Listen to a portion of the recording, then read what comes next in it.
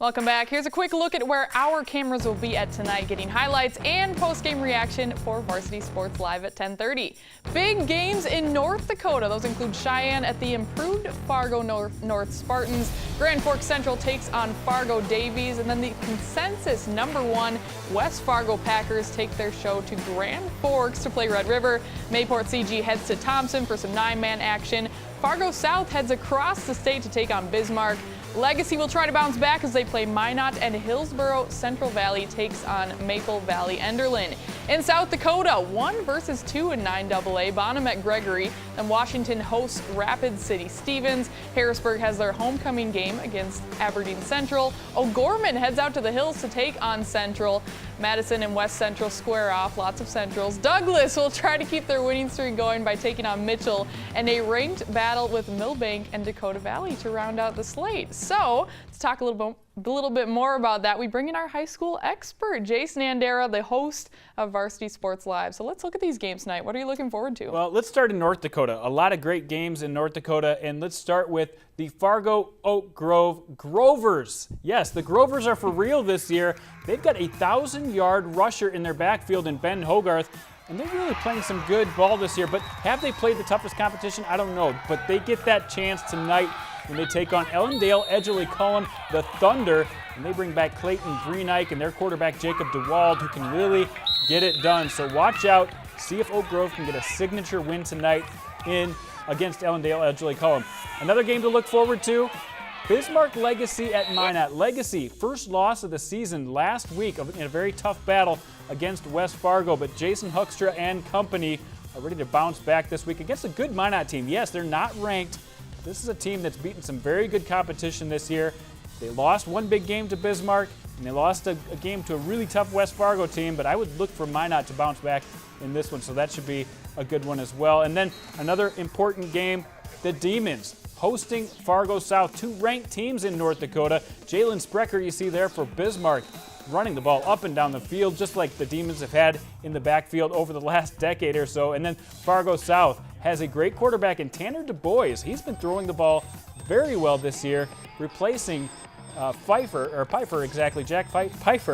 who threw the ball for them all last year. So Fargo South looking for a nice game tonight. Bismarck has been really tough, but not consistent. This game will go a long way to decide who's playing well in AAA. Let's take a look at some of the South Dakota matchups as well. All right, so it looks like we have #2 Bonham at #1 Gregory. What's that one looking like? Yeah, so everybody assumes a 1-2 battle is going to be a really close game, and they have been very close games over the last couple years, but I think Gregory has taken that step to become the best team in 9-man football.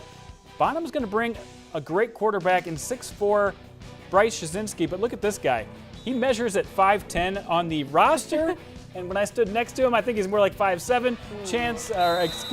Andy McCants, but 2 great quarterbacks in this one, and that's why they're #1 and 2 on the season. And I think this will be an epic battle. This one already underway. They're trying to get out of the way of some of the weather coming through there. And then another ranked battle in 11A, Millbank taking on Dakota Valley. Last week, Dakota Valley had to come back and win 42-41 against a ranked Tri-Valley team. They're going to be really tested this week by Millbank, who has only 1 loss in the year, and that came to Madison back in week 1. And another one I want to look forward to is coming up on Saturday. Brandon Valley's taking on Sioux Falls Roosevelt. I think we're going to learn more about these 2 teams than anybody else in the state. Both of them have a loss on the year to Washington and have won their other games. I see Brandon Valley as maybe being a little bit more improved since their loss to Washington versus Roosevelt, who kind of struggled through a couple of games, including a second half against Lincoln that they maybe should have played better, and a first half against Yankton last week where they really came out a little bit flat. So this one will be held on Saturday afternoon due to the Garth Brooks concert. A lot of activity going on in that part of town. So we've got some good football, not only tonight, but going into tomorrow against into Saturday for some good matchups as well. All right, well, as always, thank you so much, Jandy. You can catch those highlights live tonight on Varsity Sports Live. That's at 10:30. Jason Andera and Tom Neiman. All right, although we will have those highlights on Varsity Sports Live, let's talk about our televised game tonight, showcasing a pair of teams with identical 2-2 records. West Fargo Cheyenne travels to Fargo North to take on a Spartan squad that has cooled off a little bit after a hot start. So kind of previewing that game, I talked about the records, but what makes tonight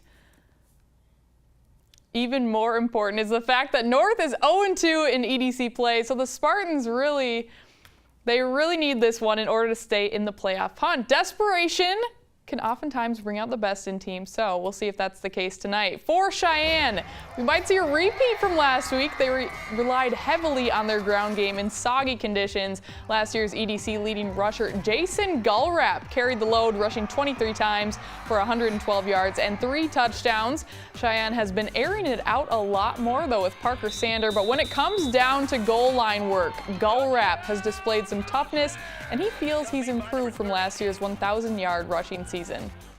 When I did my agility drills at home and here, I'd always hold the football high and tight every time. It's more natural to me now. You know, last year when I run, I'd bring it down here and it gets stripped from me when I get hit. So I just need to focus on bringing it up more higher and getting my shoulders down lower. He's a really, really good back. He's real physical. He's real strong. And, you know, seeing him pick up big gains, you know, we help him with the first 5 yards, 5-6 yards, and then watching him kind of break tackles and go the distance really makes things easy for us. Now for the home team tonight, it's all about getting back on track. Fargo North opened the season with the program's first 2-0 start since 2005, but the Spartans have suffered back-to-back close losses since, losing to Davies by 1 point and rival South last week by 8. So the players know their potential, and they're hoping tonight is the start of getting back on their season track. I think we've been really good this year. We've improved a lot from last year. First 2 games are great, and then we still played really good. We didn't get it done the last 2 games. I don't think the confidence was ever lost. It's just that chip on our shoulder now that we see you're confident after going 2-0, but it's easily put back in your place when you lose the next 2. And we know what we've done wrong, and we've seen it in film and competed and fixed it in practice. So we still have the confidence. We just have to execute when we get the opportunity. The games were close, but the games are over. I honestly believe that right when Monday came around, we forgot about it. We're on to the next week. We can't pitter-patter in the past. You know, we just got to keep rolling, keep getting next team, get our situation down straight, and that's how we just keep going. All right, this matchup features the top 2 leading rushers in the EDC in Gullrap and North's Sean Swanson. Both teams will need their run games to be at their best tonight in order to get the win. Our live coverage kicks off in just a few minutes, so stay right here on Midco SN. When we come back, a quick look at our remaining live schedule for the weekend ahead. Stay right here.